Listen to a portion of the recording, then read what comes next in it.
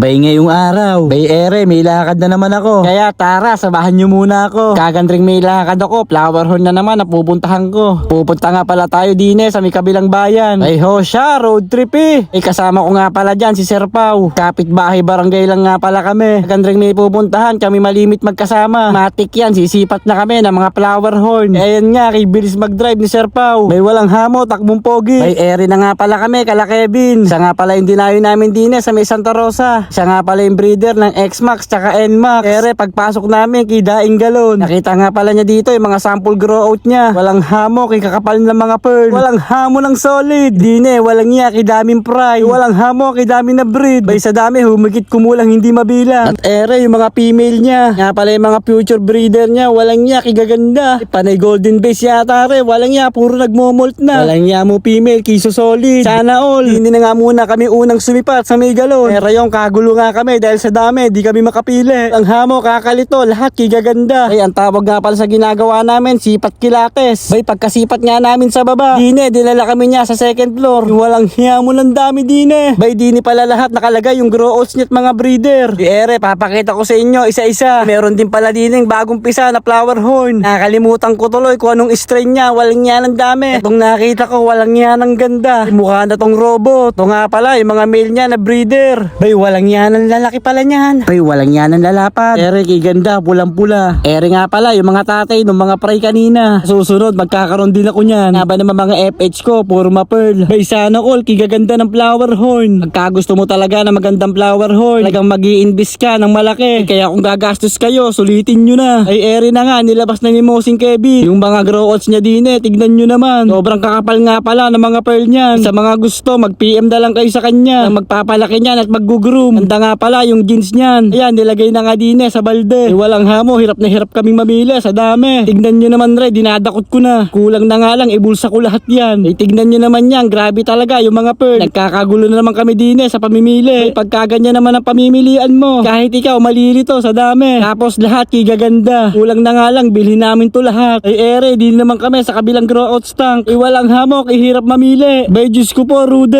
Ere, isa-isa na nga kami sumipat maigi. Para magustuhan talaga namin kung ano ipipik namin dito na mga flower horn grow out. Ay talagang masinsinan at sipat kilatis. Ay para ma-best pick na namin kung ano talaga yung bibili namin. Isa rin talaga to sa pinakamahirap. Ay lahat ng details ng flower horn dapat makuha namin. Ay sa wakas, nakabili na rin kami. Tuwang-tuwa nga tong mga kasama ko. Dahil napili na nga nila yung karapat-dapat na para sa kanila. Pati si Sir Pau, tignan nyo naman ang itsura. Walang hamo, tuwang-tuwa, parang bata. Bay, ngiting tagumpay si Sir Pau. Pero salamat nga pala kay Mosing. At uuwi na nga kaming lahat. May bago na naman kaming isda. Babayi, peace out!